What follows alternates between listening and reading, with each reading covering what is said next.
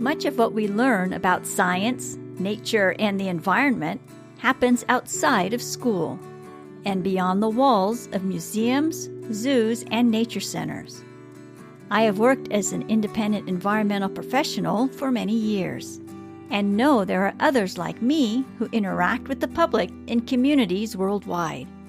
On the Talaterra podcast, we discover who these professionals are, what they do, and how they create change.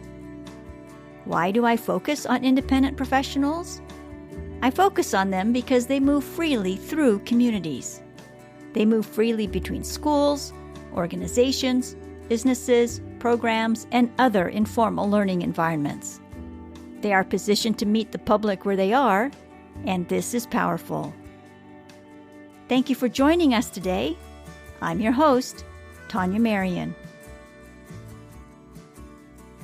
Today we get to learn from Jessica Maccaro, Nguyen, and Joshua Reger, the team behind the new science communication podcast, Across the Cline.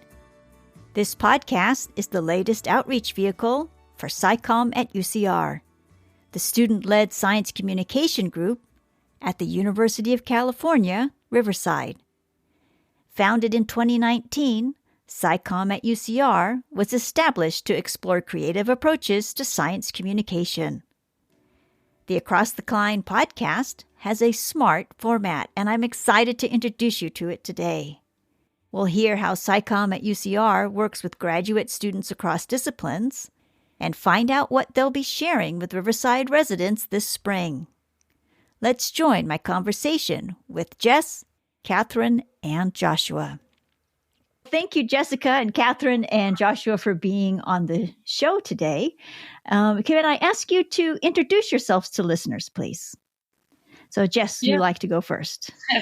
I'm Jessica Maccaro. I'm a third-year PhD candidate in the entomology department at UC Riverside, and my research focuses on bees, specifically these bees that eat dead bodies for their protein instead of pollen, and I study their microbiomes.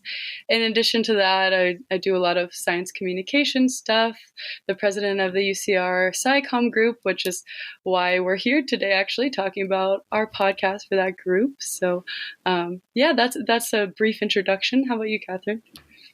Yeah, so I'm Catherine Nguyen. I'm a 6-year PhD candidate, also at UCR. I'm in the Department of Evolution, Ecology, and Organismal Biology, EEOB for short, at UCR. And my dissertation research looks kind of at like how characteristics of an individual animal, but also their interactions with their mate, their offspring, and their siblings all come together and to determine sort of how families work in this really cool and cute species of rodent called the California mouse, which they're extra special because they're one of the few mammals where mom and dad both take care of the babies. So it's cool to see sort of caregiving from mom and from the dad's perspective. And yeah, I am the podcast chair of SciComm at UCR and one of the co-hosts of the podcast that Jess and I have started and we're going to talk about today. What about you, Joshua? Hi, I'm Joshua Reger. I'm a second-year graduate student here at the Entomology Department at the University of California, as well as the treasurer for the Science Communication Club and the editor for Across the Cline, the podcast we're going to talk about today. The focus of my research is about an agricultural pest called navel orangeworm, which is a primary pest in California tree nuts. And the ultimate goal is to better understand its behavior in landscape ecology and develop more non-pesticide-based strategies for the state of California. Thank you. Well, I saw your new podcast go live, and I've listened to both episodes, and I really like the interdisciplinary approach that you're taking. Now, yes, you can say all podcasts are interdisciplinary, but yours has a different feel, has a different approach to it. The way that you invite two scholars, to experts, to researchers, to professionals from different fields and engage in conversation with them. What jumped out to me right away is that it's not just simply saying, oh, yes, what I do is like what's happening in this field. It's not just like a simple glance or nod over to another field. It's a conversation that you hold and that listeners are held in the conversation while the professionals discuss how their fields overlap. And it all addresses the field of science communication, as a whole. And so I also love that it's an independent initiative that you've all started. And so I would love to start with asking you, how did you come up with the format that you have right now? Yeah, I can start that. So I, in general, have a lot of interests. And so I've kind of created situations where I'm meeting people from a lot of different fields. And so for example, at my house, I have these salons where I have we talk about various topics from philosophy to computer science, and I have grad students come over in all these different departments, and we just kind of use each other's different insights and strengths to figure out new things. And so I noticed I was having a lot of conversations like that with people from different fields, and where I was talking to some people that could explain it really well to me, stuff like math, computer science. And partially, I think it was because I was coming from outside of the field, right?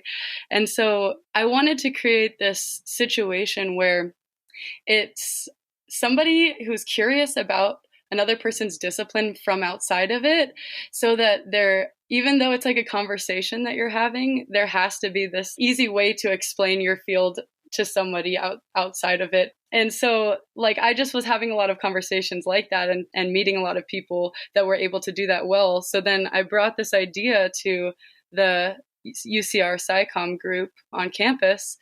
And Catherine was one of the few people that was like, yes, I want to do this with you originally. And then all of a sudden, Catherine has been really good at motivating me to keep up with these ideas, because I have ideas, but the execution for sure is Catherine, and Joshua have been so supportive. And then Joshua came in as our producer and has had so many creative different ways that we could organize the podcast as well. Like having our talk at the end to recap everything. That was not something we originally did, but I think it's important that we really expand on the analogies and metaphors that they form between their fields.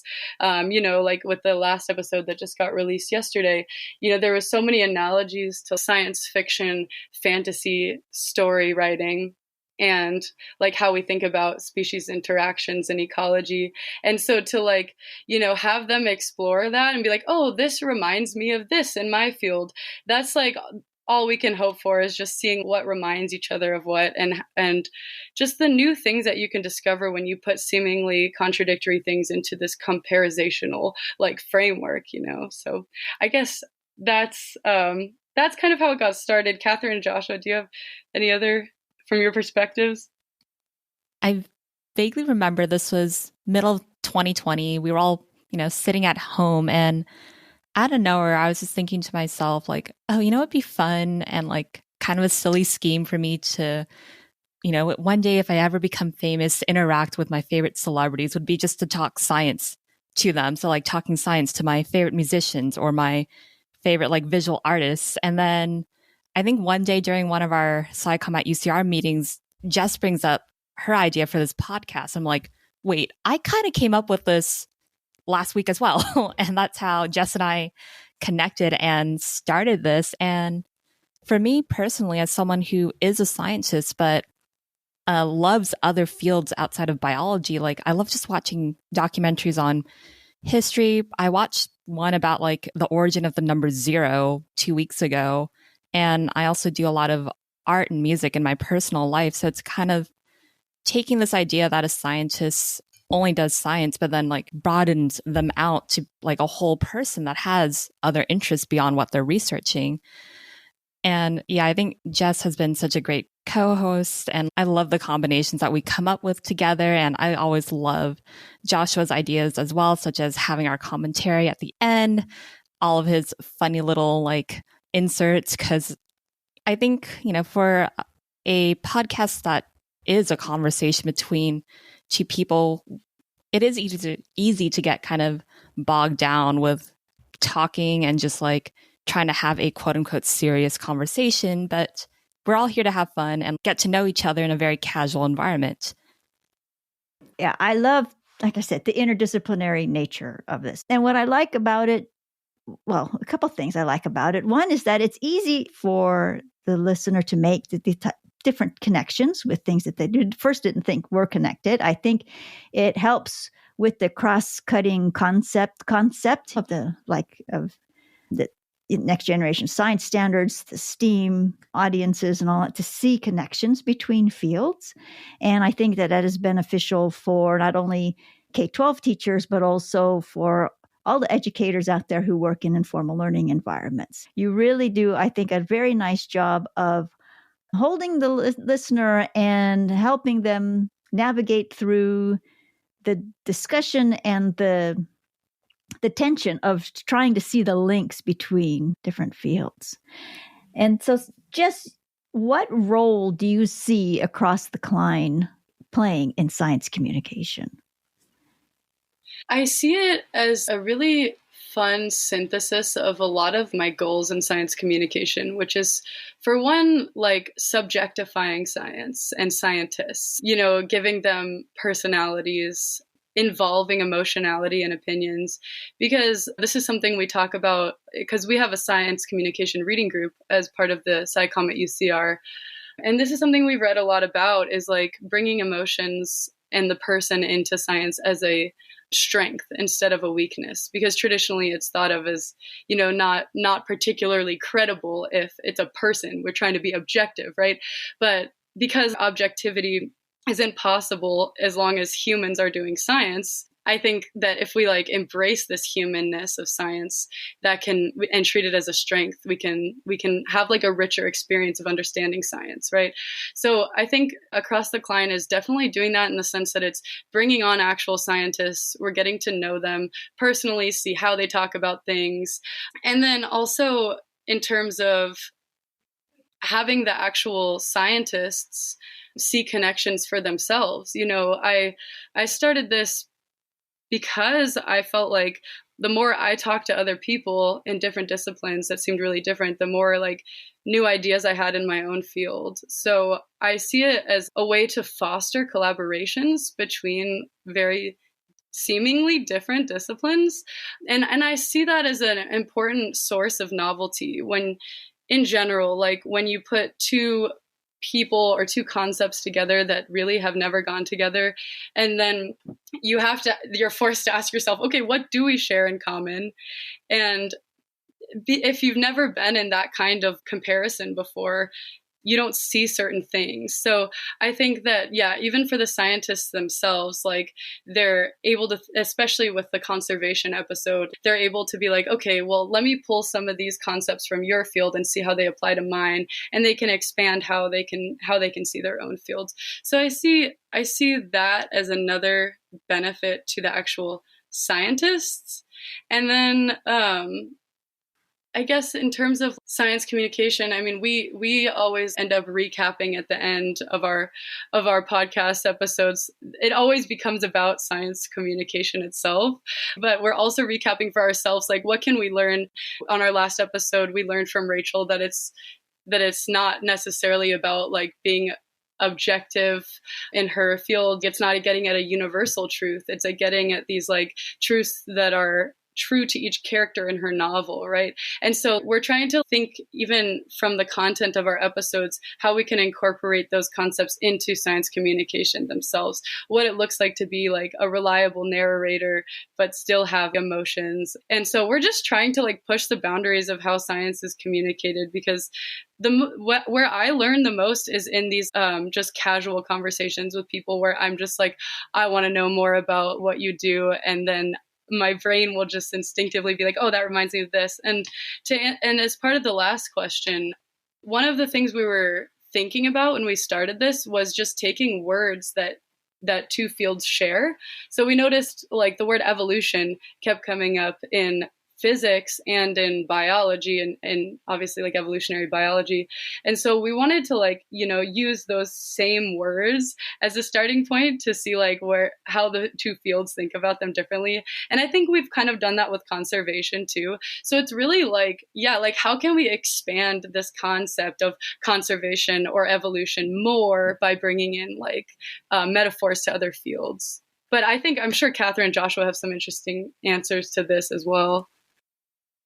I guess for me personally, in like the most immediate sense, I've like kind of really enjoyed the technical challenges presented for me for being able to sort of like learn these skills, like especially like using an audio medium as a platform to work with science communication. So in the most immediate form of its impact is kind of on me, on able to like see how these connections are made, watching Jess do this networking and then sort of like bringing these ideas together. It's really just been sort of a nice thing to see from a behind the scene, or as like we kind of say colloquially and within our group as a within the Cline, just sort of seeing like how these things are within this sort of landscape that we're working in. And I think Jess really hit on some of the broader impacts as it will have or can have going out from there. Yeah, I agree with what a lot of Jess and Joshua has said about how this podcast its impacts could be, connecting to people who might have never met if it were not for this podcast. And I do like that at kind of the end of each episode, we ask our guests, what have they taken away and hope to bring back? And I hope it is something that they will actually continue to think about as they go about their careers well after they've been interviewed by us. And for me personally, I think it's really good practice in figuring out how to sort of take these two ideas and put them together and produce something that can be understood to a broad audience. So for example, one of our upcoming episodes that we're going to record probably in the next week involves looking at a mathematician and how they can relate to an entomologist. And a lot of higher levels of math is super, super, super theoretical. So I think Jess and I for sure will definitely have to put in some work to make sure that we ourselves understand and that we can come in and help the audience understand these concepts that we're going to be talking about in our next episode.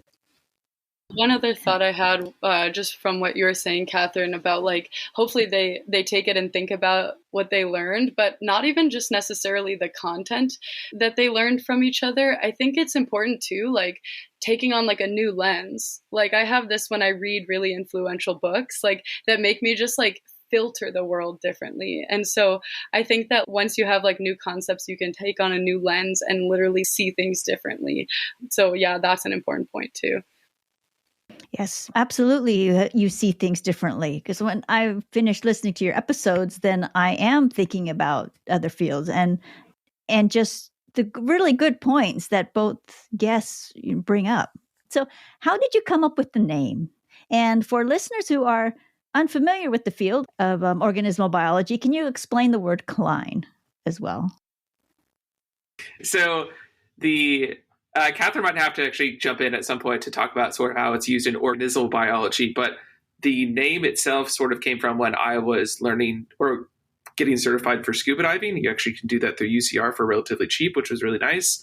And when you go on this final dive for your initial certification, you go down to a pretty far depth, about 60 feet. And at that level, at least where you're diving, you go through a thermocline, which is sort of this mixing or this layer of water where you have really cold water from deep ocean mixing with warmer surface water, where it is imperceptible to the human eye, but when you go beneath it, you feel this dramatic drop in temperature. Like your body really starts to feel the cold in the water at that level.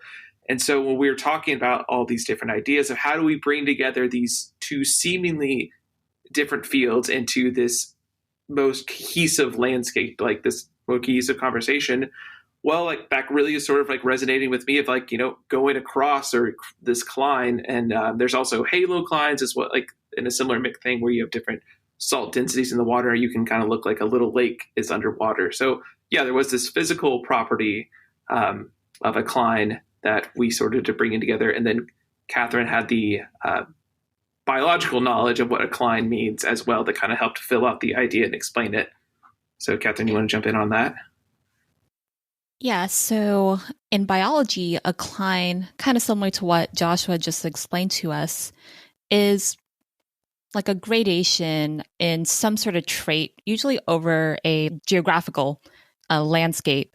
So, for example, kind of a really reduced base down example would be looking at how maybe fur length of, I don't know, a rabbit or a fox species might change as you go up and down a mountain. So as you're going up a mountain, you might see a gradual change in longer fur or denser fur. So there is like at the bottom of the mountain versus at the top, there are clear differences. But when you're in that murky middle area, it's not really one or the other. It's this gradient. Yeah, like that's like a major point of it is just that like from far away on each side of the cline, the difference can look so big. The water can be really cold and really warm, or the fur can be really long and really cold. But once you get closer to that boundary, like that Joshua talks about, where you're mixing like warm and cold water, you get close to that boundary and now the difference is like hard to recognize and ideas can like intermix more fluidly. And so, yeah, it's just about like getting these people from really far across these clines to the center so that they can mix ideas and stuff and it doesn't look so different anymore, you know. It's a great name, a perfect name for this show and the types of conversations that you have. Just as a TA for science communication, the acronym TA stands for Teaching Assistant. And then also Catherine and Joshua as science communication students and being part of the SciComm UCR group. In your experiences, what strengthens an individual's identity as a science communicator? What have you seen be helpful? I can say, like, as a TA, I am also a TA, but I'm doing it for like, the general entomology course, specifically the one for non-majors. So these are the people that necessarily have a science background. And one of the most effective tools I have found on trying to communicate like what we think is cool about entomology and science in general is just coming at it from a really genuine place, which is, I think, really having an understanding of like how you fit into your science and your work. Because I think with communication on any level, coming from a more genuine and sincere point of view is the one that ultimately leads to the most connections. I think Jess has sort of touched on this, is sort of like, you know, coming and talking to people who not only have a deep academic understanding of the field, but have like a personal relationship with it. And I genuinely feel like that's comes from like a whole bunch of like, you know, methods. Like I generally talk to myself a lot, like kind of talk through these conversations with myself, being like, here's how I understand it. And I like kind of high five myself and I'm like, I got it. Cool. But that's like, I think that for me is one of the key aspects on communicating science and communication in general, really. Yeah, for me, I think one of the tools I use either when I'm doing outreach or when I TA'd, for example, last year I TA'd ornithology, and most of the students in the class are kind of just taking it to learn about birds and kind of have fun. But a lot of them, they're not going to research birds as a future career. A lot of them are often going to be wonderful medical doctors or engineers and doing other wonderful things. But I think similar to what Joshua said about, you know, being true to yourself and showing enthusiasm for this subject is also seeing where your audience is interested as well. So when I was talking to them about different birds in, for example, the duck family, I would kind of make little like pop culture references that I know are kind of relevant to today, such as, oh yeah, so ducks right here, they are monogamous. They very much mate for life, and you know, they're not like this couple on this TV show, just to give an example. And a lot of them connect with that. And I think using humor when it is appropriate really also breaks kind of that power dynamic, especially when you're a TA or, you know, essentially seen as the leader of a class or a science expert to your audience. You're suddenly not putting, or you're taking away sort of invisible barriers between yourself and your audience. Yeah, these are all really good points. Like, I think, yeah, the audience and the form of science communication matters a lot. I will speak from a few different experiences, I guess, to answer this. I have, TA'd a class and mentored undergraduates in writing science communication. And I think that one, is especially difficult for undergrads to do because they don't feel like experts in the field, right? And so I think something that has helped them feel like they can have like a stronger identity as a science communicator, or feel some credibility, is not in that like, oh, well, do you have a degree, a PhD, but rather like, how is your perspective on this subject matter? So I had an undergrad write, and she got it published in ZME, this paper on nuclear power. And I remember we were like, okay, nuclear power is already talked about. How are you going to make it different? And she like conducted her own little survey of how people view nuclear power, and like made a little word cloud to go with it, and structured it in a way that she found kind of mirrored how she thinks about it. And she just really put herself into the piece. And I think that's something that people struggle with a lot when trying to find an identity as a science communicator, is saying like, okay, well, how am I going to be different? I'm just like a translator, right? But translators, that always have like a unique interpretation when they allow them their own interpretation to come through, and to see that as a strength. So I think that's one thing. In terms of speaking and outreach, when I'm doing science communication for, if I'm giving a talk at Back to the Grind, which is one of the things we can talk about here. We have these science nights at Back to the Grind, downtown Riverside, every first Tuesday of the month at 7 p.m. And, when I'm giving that talk, or when I'm talking at schools about bugs, I'm treating that as a time to like connect with people about something I'm excited about. I'm not so concerned about, okay, are they going to remember like an insect is something with 6 legs, a thorax, like an abdomen, antennae. I'm trying to be aware of, okay, what is it that I actually want people to leave with here? And most of the time, it's just a changed attitude. And I think that's something that is really important in science communication. Is I am of the opinion that like facts don't really change people's beliefs all that much. So that's why I'm so into exploring these more affective forms of science communication. I've done poetry workshops with kids, and I find, I've measured, I asked them before the workshops and after, like how much they like insects before, how much after, and it's always like a dramatically increase in like of insects after. And so I think just finding ways to like engage with your audience to make them change like their position on science, like how they think about science more broadly, or your subject matter, rather than like knowing facts. And that's something that anyone can do if they like show their enthusiasm and show what they think is really cool about their subject matter. So you don't have to be an expert in these facts, right, to do that. So I think that could help people that maybe aren't so confident in science, and having the degree in the facts, still feel good about sharing their passions and changing beliefs, Yes. Yeah. And everything you've all shared and mentioned, especially, inviting someone to bring their own perspective to a topic, is so important also to create the conditions for conversation. So that brings me to my next question, which is, what type of outreach does SciComm UCR do in the community? Well, so yeah, like we have a lot of outreach that we're doing through different, I guess, groups, because SciComm at UCR is a group dedicated to like training graduate students in creative forms of science communication for the most part. So we do outreach, we have the science nights, we have the podcast, but a lot of our stuff is directed at helping graduate students. So one of the other things we're doing this quarter is a 10-week workshop for graduate students to learn how to express their data and their scientific concepts in an art piece. So, that's a workshop that's fully put on by SciComm at UCR. And at the end, there will be a art show with all of their pieces that will be for the community to teach them about all of their different topics. Some people are paleontologists and botanists. It's like science grad students across all fields. So that will be like a really fun outreach event, and we'll keep you posted with the dates on that. It should be in late spring.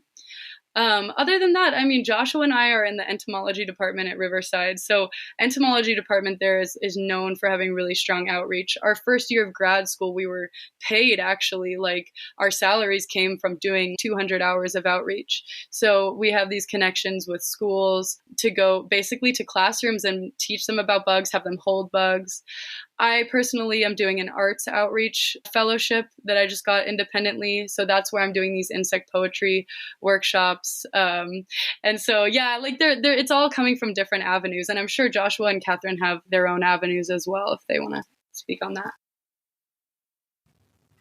Yeah, similarly with my department, EEOB. So I was actually the outreach coordinator a couple years ago, 2019 to 2020. And so my main duty with that position was to basically organize outreach events for graduate students in my department to go to. So we formed connections with local schools, local science fairs that way.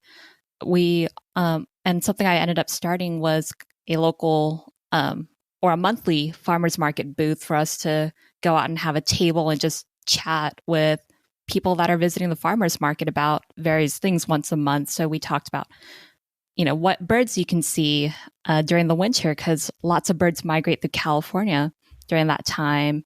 And we also talked about just citrus diversity, which is a huge, just crazy area about how like almost all the citrus fruits that we know aren't really wild. They're things that humans have created, and it's mind-blowing for me to learn and like create material for that, and for our audience, our guests as well, to that booth that month. But outside of those activities, I know a lot of us, including myself, are artists to some degree. And a lot of us, I know you do art as well, Jess, use art as a way to communicate scientific concepts. And we post them somewhere on the internet for others to see and hope to connect to those ideas that we've brought together. Yeah, as Jess had mentioned, that the entomology department does do a lot of outreach, and in both her and I cases, our first years were partially funded by the outreach we actually conducted. In that role, I had the same role as Catherine. I was outreach coordinator for a quarter, where you coordinate with schools, and there are some larger events that the department puts on, specifically like the insect fair where they go downtown Riverside. That's a really large community-based event where thousands of people actually are able to interact with insects in our department. And then this past summer, we did have a summer camp where younger elementary school kids were able to come and spend a week doing experiments, being shown some they did like some PCR work, polymerase chain reaction work, which is like a pretty elevated tool, especially for doing it at such a young age. The only thing that I do personally is I've been working with some researchers out of the University of Idaho. They developed this integrated pest management board game. So I've gotten a copy and I've been playtesting it with other graduate students, and I'm going to playtest it with the entomology class I'm a TA in, just as a sort of see like how effective it is as a teaching tool, which, isn't strictly outreach, but if it goes well, it could be something that could be used to sort of present these ideas in a more gamified way. I'm really excited about that. Oh, that sounds great. That sounds like fun. It sounds like a lot of fun. So what's next for the podcast? Well, we're trying to have at least one episode a month. Like Catherine was saying, we're trying out some really complicated pairs that we're not even sure are going to work, but we'll see. Like a mathematician that studies category theory, which is a theory that's like only applicable in math for the most part from what we've been able to tell so far. So we're going to be doing some strong finessing to see how that can relate to ant super colonies. That's going to be our not next episode that will be released, but the one after. Or actually, no, it might be the next one. We do have one that's already recorded that's going to be released that we're really excited about. That's a feminist playwright with a neuroscientist talking about sex bias in both of their fields. We're doing that for Women's History Month. So that's one that's already recorded that we're super excited about. And ultimately, we're just always on the lookout for like good pairs and meeting new people that we think could be good on the podcast. And we have a lot of potential options. So yeah, just keep an eye out once a month. Catherine, Joshua, what are you looking forward to with the future? Yeah, so we have a sort of three-way group text with Jess, Joshua, and I think we're constantly just throwing ideas out there. Like I think I had mentioned ideas like, what if we took an engineer and someone in cooking, which I think would be a great idea. I think our main difficulties with this podcast is like finding people, because I think individually or on our own, we often do come up with how these fields might relate. It's a matter of like, all right, who has the availability, has the mental brain space to take on something that, they're going to be interviewed by us for an hour and meet with us for an additional hour just to chit chat, all for free. So like, who has the bandwidth to do that and time? But I'm, for me personally, kind of excited to see where this podcast is going to go and like what fields we might branch out into, especially because I know Jess and I have been talking about trying to get ourselves out of the realm of biology and exploring how two other areas of science that are not related to biology at all are related to each other, and seeing how that goes. Because I think I do kind of enjoy that challenge that we are facing right now with our current episode that we are going to record, in that it's something completely out of what any of us, the three of us, actually study and do and utilize in our everyday lives. So I think it'll be a good learning experience for us. Yeah, speaking from the sort of the production and editing side, I would like to be able to dedicate more time to it and get grander soundscapes. Really kind of like, I think in general, just make a more professional sounding podcast. I mean, that's honestly been one of the things that I've really enjoyed doing. I think even on this one that we released yesterday, we had talked about, kind of editing some or clipping some important segments and putting those at the front to sort of give like a preview. While that will be probably something we do have ongoing, I did to be able to put in a goofy one for this next one. So if you guys haven't listened to the published episode, get there. I listened to the beginning where I was like, cut this part out, Joshua, and then you put it in the beginning. Said I was. He wasn't lying, Jess. I love that you did that. That's a fun part of the podcast. You never know what Joshua's going to do. Until it's done. In the end, I think Josh was actually our overlord. We're at the mercy of his editing. Absolutely. I mean, that's true to an extent, but I genuinely enjoy kind of being in this position, because I mean, there is like all the work and the effort you guys put into finding these people, really stressed about how can we get them to work together. And then, it's like, okay, is the vibe right if they can work together? To like, honestly, to be able to sit back and just sort of see and hear these ideas and these conversations as they're coming, and to be able to listen to them with that more critical ear because I'm going to edit it, has genuinely made this experience I think, just so impactful. I might be Across the Cline's #1 fan because I listen to it the most, but I think it's a wonderful position to be in. So by all means, the editing, it's not overlord. I don't throw anything that I don't think is going to be, that either doesn't get your explicit approval or I don't think we'll get a disapproval. Well, we will all look forward to it. I know I will definitely look forward to all your upcoming episodes, and I'm just excited to be able to introduce others to your podcast. Is there anything else that you would like to say about the show, about science communication, that comes to mind? Yeah, I guess one thing I thought of while we're doing this is I just want to reach out to whoever's listening in the Riverside community to contact us if you can think of any ways that we can collaborate together. You can reach us at SciComm. I think it's just SciComm. It's SciComm was it 2 M's or 1 M? Oh my God, I can't believe we don't know. I think it's okay. 2 M's. Yeah, so it's SciComm UCR at gmail.com. SciComm UCR at gmail.com. So do reach out to us about any ideas, artistically inclined or just science, but we definitely want to serve the community and its needs. So, and to add to what Jess said, if you want to be on our podcast, yes, also email us, because we are always looking for guests, or if you have feedback for us as well, we would love to hear from you. To learn more about SciComm at UCR, go to SciComm science.ucr.edu or click on the link in the show notes. In the show notes, you'll also find instructions about how to contact the group and how to follow them on Twitter and Instagram. Be sure to follow them to receive updates about Science Nights, their next podcast episode, and details about their upcoming public events. Thank you for joining us today. See you next time.